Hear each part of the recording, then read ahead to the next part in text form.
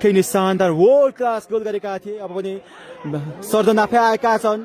Surgeon पनि अघि बढेर त्यहाँ ट्याकिङमा प्रेस गेम खेल्न सहयोग गरिरहेका छन्। गोल पोस्ट खाली छ, गोल पोस्ट खाली र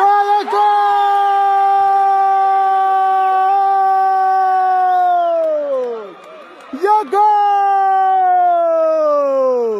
रमेश राई, रमेश राई, रमेश राई। अब भने 2-0 को अग्रता मलाई यो खेलले 2018 को विश्वकपमा दक्षिण कोरिया र जर्मनीको खेलको यहाँ झल्को देखिरहेका याद आइरहेको छ आँखामा।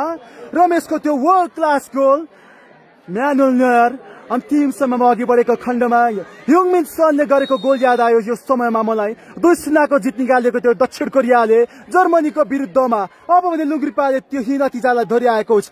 सर्जन गोल पोस्ट छोडेर अघि बढेका थिए। अब पनि लगभग पक्का पक्की, अब पनि 100 मा 101%।